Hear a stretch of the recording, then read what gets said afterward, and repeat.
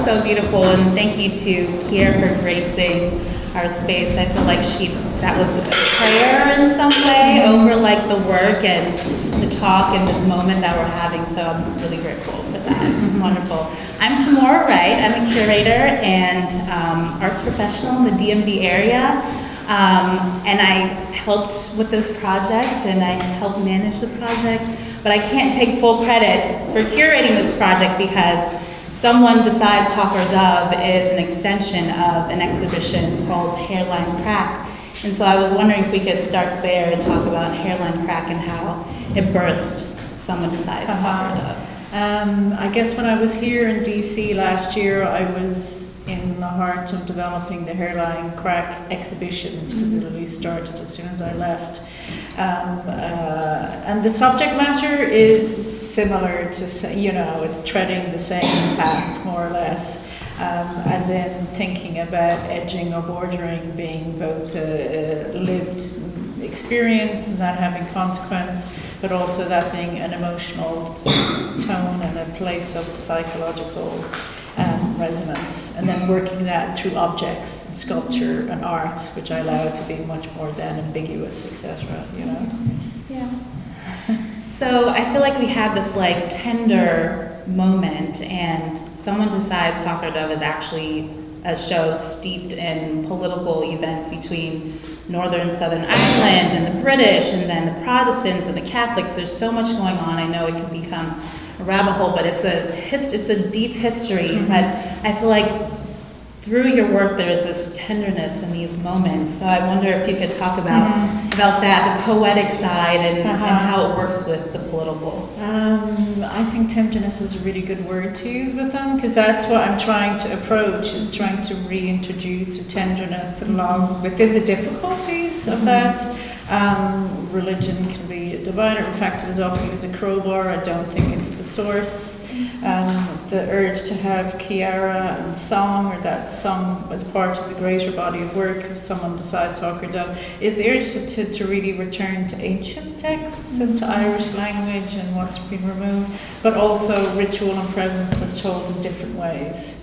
And I think that our histories, deep and complicated histories, are told through objects, statues and things. So I have disassembled and reassembled some of those elements in my own way to what we'll call as poetic reassembling. And by poetry here, I mean packing a lot of information into a small amount of space where everything is a very considered thing, but you're also allowed to experience it as a felt or aesthetic moment.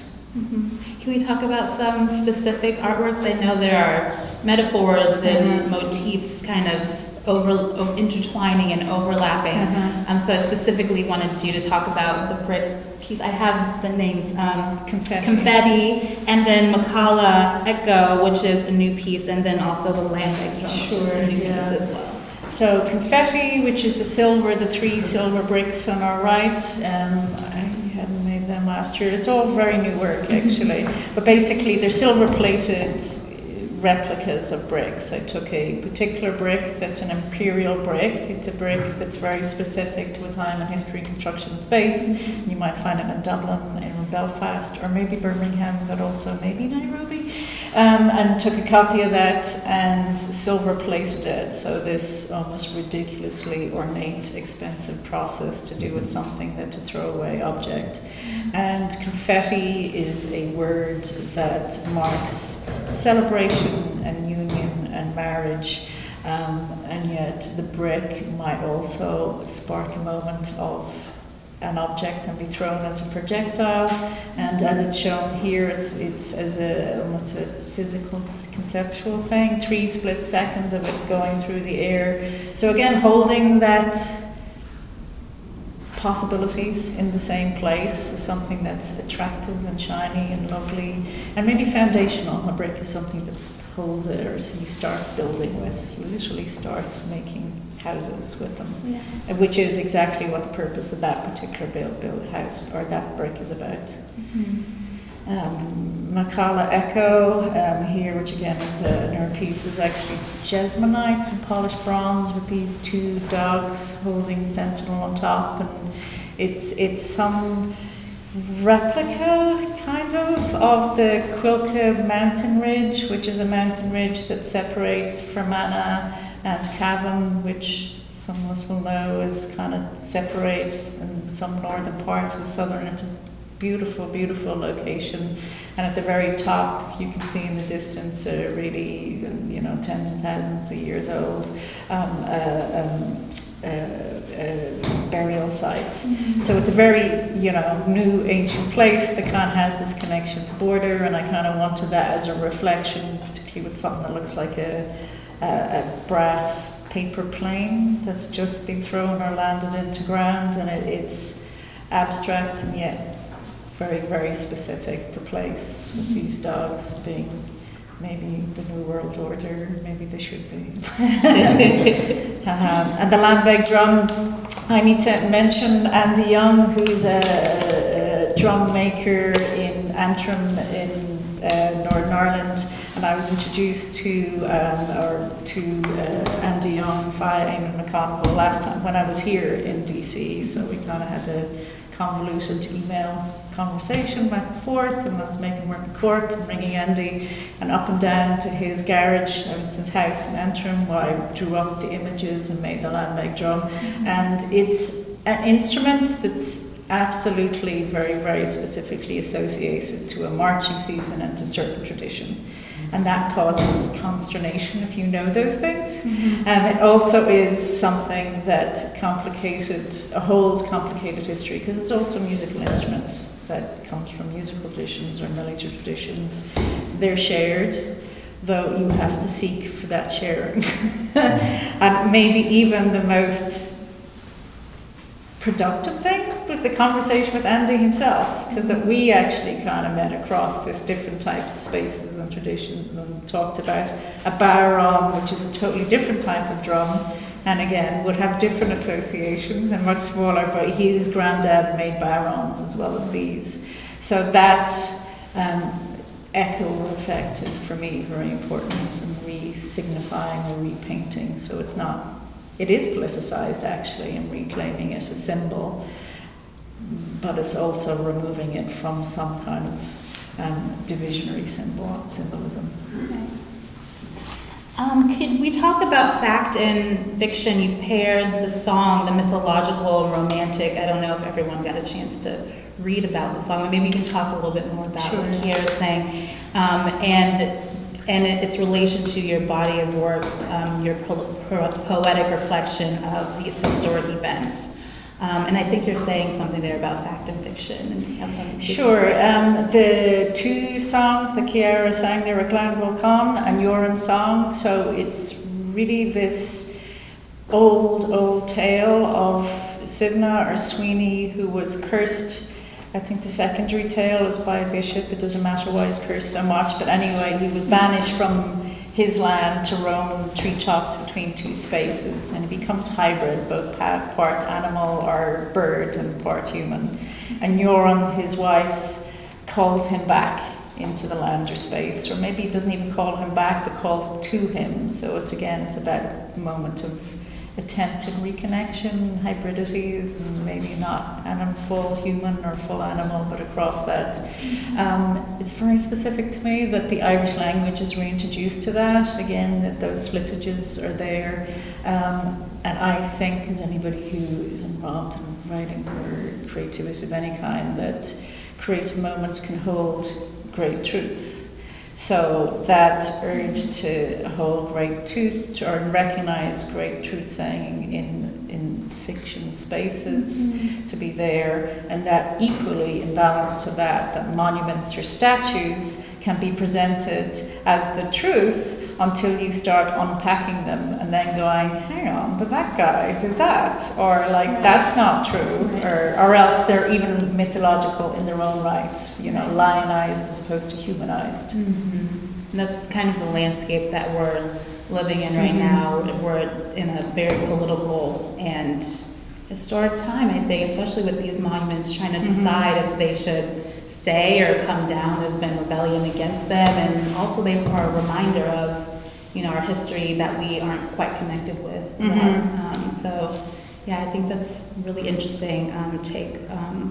So I wanted to talk a little bit more about flags and monuments as objects, as artifacts seem so final. The flags, busts, and political songs like a stamp on a place in time, commemorating war heroes and lives lost. How are you interpreting those artifacts in your work?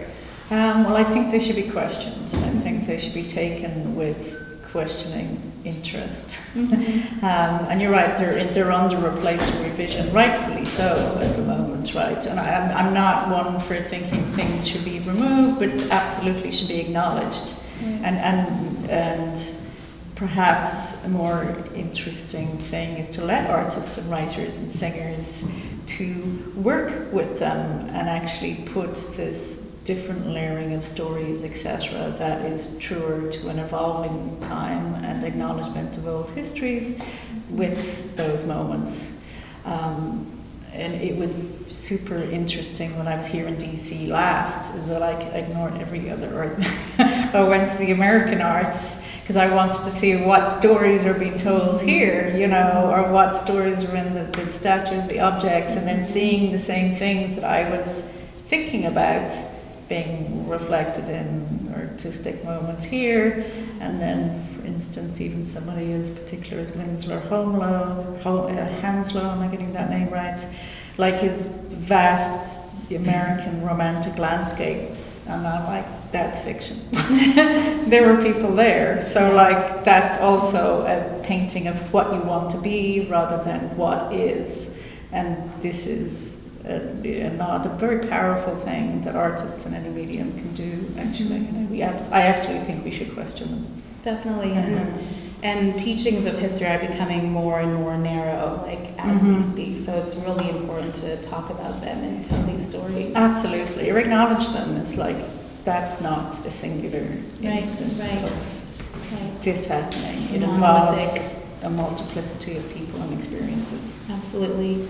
I wanted to talk about the representation of animals in your work, and there's so much repetition and imagery, and I wanted to know how they're included in the historical landscape and colonialism, and what do they represent for you? And I know there's a specific story about the small hippopotamus baby, and I just wanted you to talk a little bit more, and the not pelican, seagull with the chicken nugget in it. I don't know if you all know, but these are chicken nuggets and flowers. So can you talk a little bit more about the stories behind the animals? And I think there's a couple of reasons really. One, I think again there's and within the video piece there's a voiceover that literally speaks of this. There's an assumed world order where humans are first and then everybody else, or beast or animal or lower, or bird, etc. And that again seems to me to be a basic assumption that at the very least is worth questioning.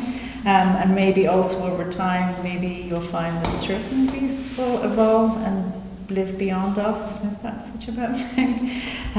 So anyway, there's that's one major one for me. The second to that is our hubristic urge to draw lines in land and over people is also evidenced by our relationship to landscape and to animals and to birds and peoples, and is also held within the museums and places, because you can go and look at things like, for example, that pygmy hippo specimen that pygmy hippo, I should point the bronze copy here, is a very, very precise replica of a pygmy hippo specimen that is on a shelf in Trinity College, Dublin, with a very short little plaque, or a little card, not a plaque, a little card beside it that tells how she was taken from a river in what we now know as Sierra Leone.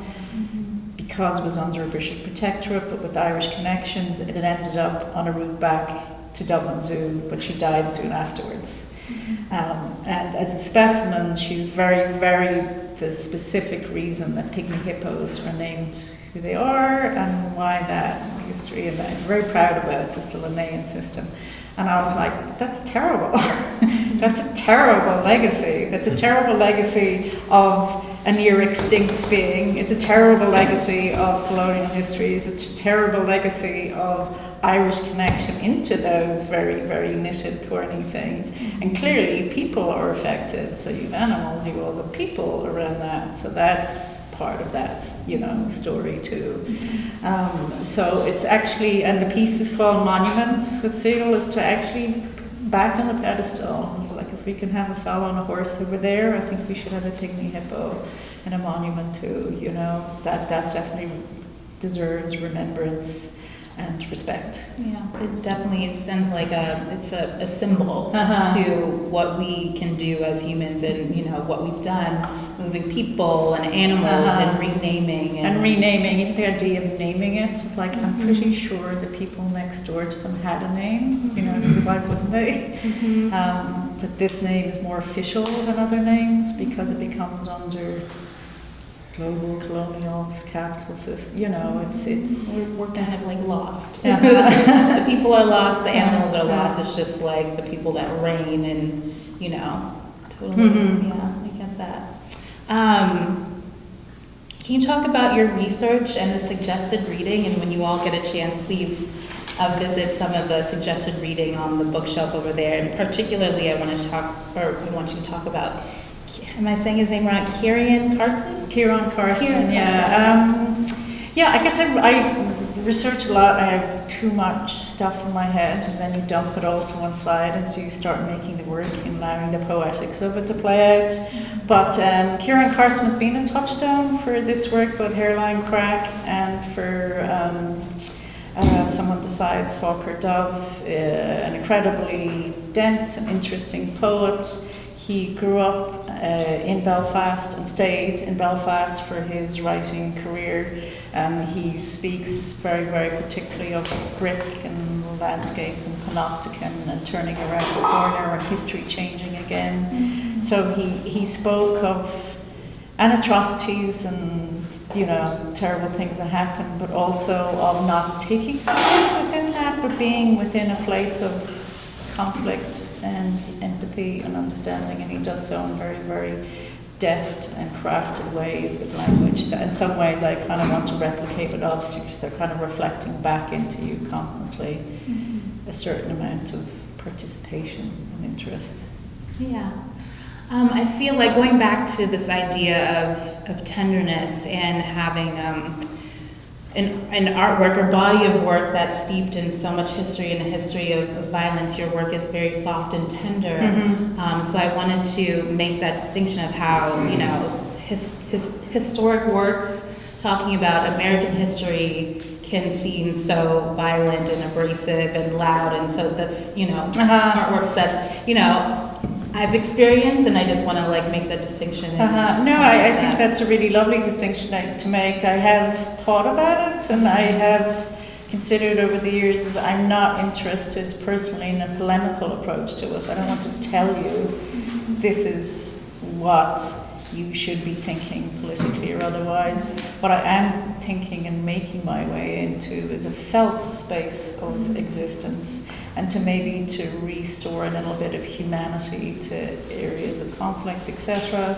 And I'm thinking, even if I went down the monuments, I'm doing the public monuments exhibition at the moment. Beyond Granite. Beyond Granite, and there's one piece where some artist has music along this arrangement, and he speaks of AIDS and queer lifestyle and how that is also to be reclaimed in a personal kind of moment. And I was like, I kind of feel that that's what I'm trying to do too, is actually bring it to the communal, shared, difficult love, maybe also part of difficult to hate, but you're bringing it into that complicated space where ambiguous responsibility can grow, actually.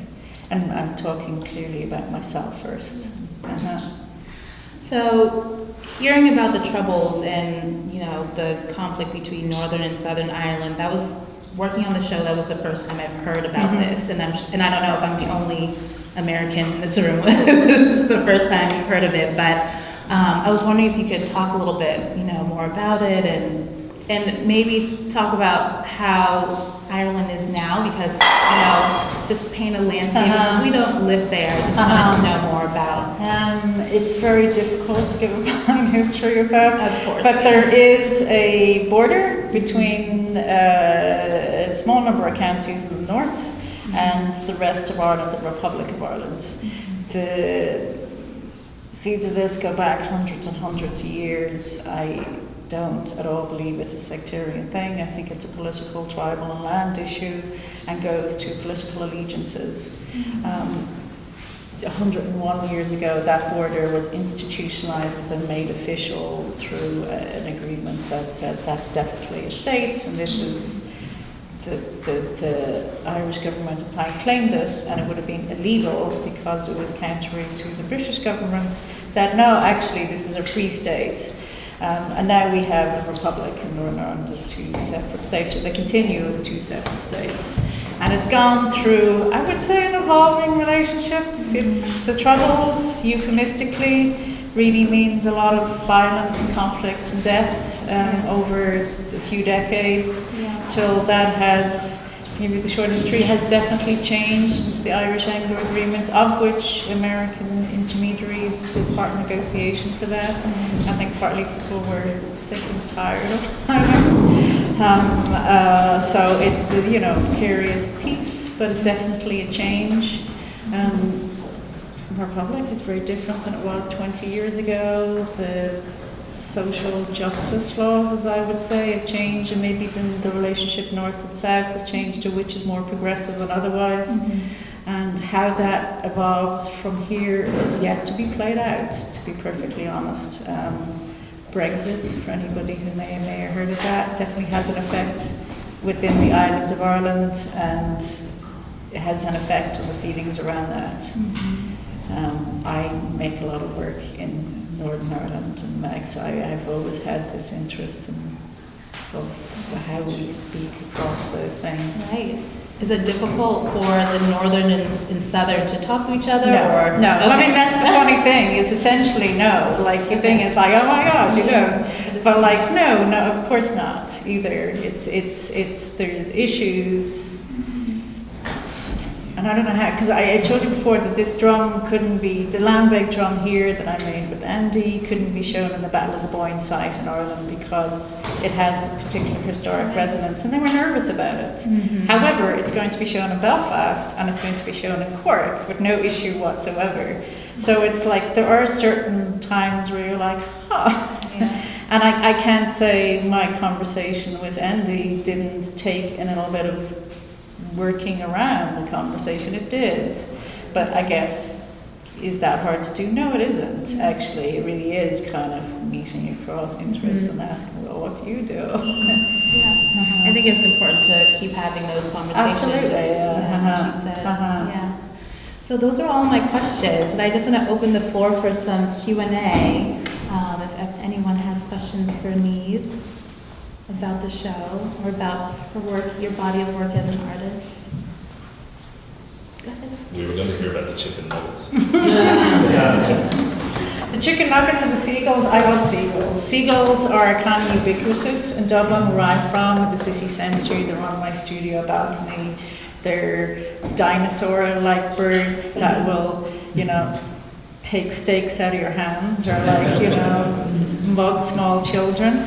And they're literally, more or less literally, they're like, whatever. And I really admire it. So I'm like, oh, they might actually evolve beyond any of us. Or they have actually remained the same kind of for over time and still live very, very effectively around the morass and mess that is. So I kind of love them as rebels in the road rags. It's like, good for you. Actually, kind of scary you, but good for you.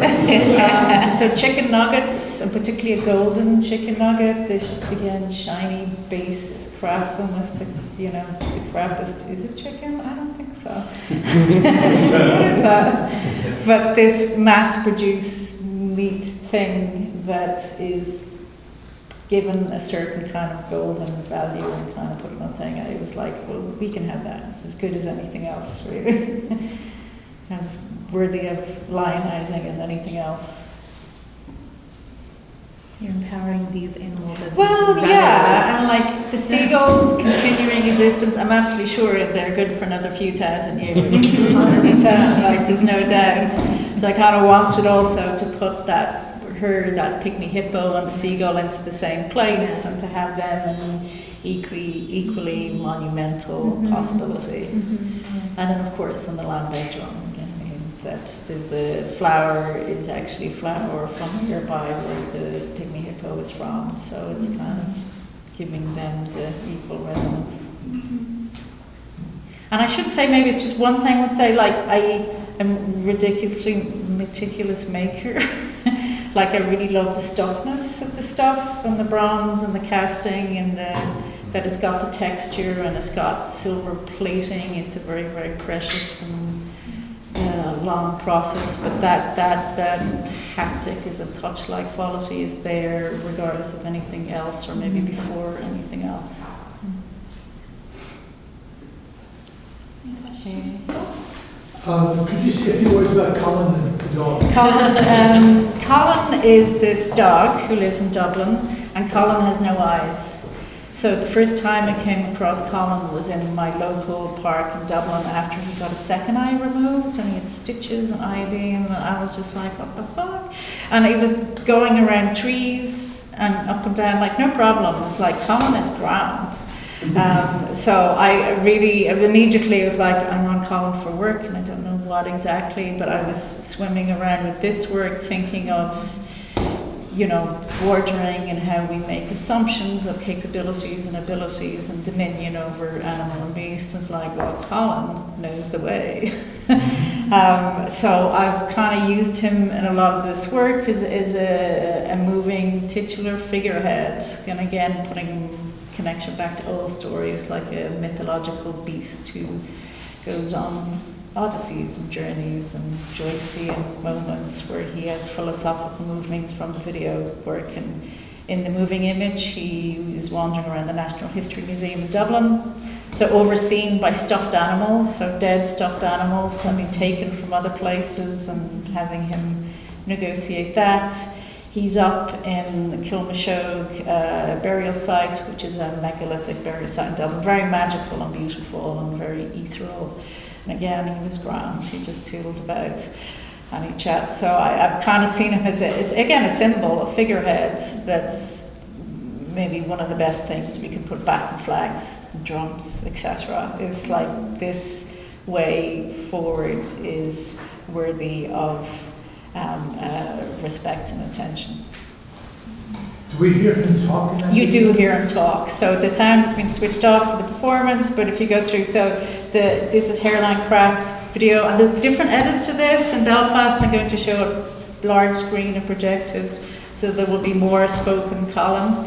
But there's, through the moving image, there's, I think of them as Colin speaking, so it's actually actor Lala Roddy speaking of, the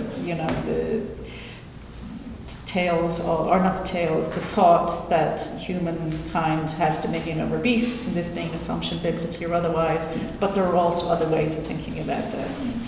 And then there's one of the songs that you heard Chiara sing. It goes to black screen and you hear that song, Mad Sweeney, on his journey over the treetops. And then you see Colin in Kilmashogue up the Dublin Mountains, and he speaks again of mankind's bordering an assumption that objects hold all meaning. So it's kind of, again, Collins, I think of them as Colin thinking about these things out loud. Here. Is the drum playable? Should we give Totally. it a go while we're here? You can I'm not going to give it a go because I've been put it absolutely. It's playable. There are drumsticks. You can absolutely go for it. It seems you asked, so you need to go for it. I just wanted a question about the bricks. I was curious, you talked about a little bit the duality between them symbolizing projectiles, some of the violence that kind of reflects the complicated histories of Ireland, and then also the beauty in it being something that's foundational and supportive and you create from it. And I was just curious if during your process of making the bricks, did that come to you instantly, or did you want to show kind of like the duality between those two, or if it was a more gradual, like, oh, this is another way I can think about it. Or was it always kind of like- That's a good question. I guess I'm always more or less thinking in dualities or trying to find the space between two. My process of working is more or less to start with drawings. So I draw on sketchbooks and note work that way, and very often, and I did make cardboard versions of this just to kind of think through it. There's a bit of thinking through making, as in you do it and you're like, oh right, okay, I got it. I don't have the words yet, but I know that this is, so it's working between the two.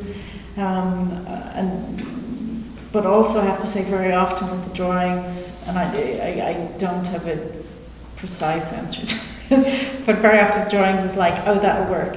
And I'm like, okay, that'll work. So I make it happen. And the making it happen is usually quite a long process. You have to cast brick and mold the brick and find the brick first. Actually, that brick is from London. It took me a while to find the precise used imperial brick. Mm-hmm. So it's a slow coming together. The making is thinking, and then you know it's right. And I have to say, there's also other works that go in the bin or don't make their way out because they don't work. So you're like, that doesn't work. It's a bit shit, or it's not really hitting up to the edge of where you want it to be.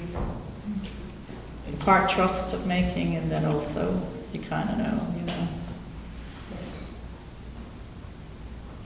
I want to go back to the bricks. I hear you also talking about the bricks as a time-based piece. Could you just like say your Am I thinking with that? I've always thought of them as split seconds. So like one split second of something traveling through the air. So there are 3 split seconds of something. So actually I was thinking of the same brick. So there's 3 of them that it's the same played out like an animation, like a medieval painting, or like, you know, that you see the same thing in different instances over the same object. And I guess, to be honest, I kind of like the idea of the time frame being squished, like Colin is ever living now, you know, he's going to live forever is this mythological thing, but he's also very, very of the now. That's a Colin walking around a place. Any more questions? Okay, well, thank you all for being here for this conversation, and now we're going to move the chairs and you can interact with the work in drum, but be gentle. It's still If you take a beating, very literally.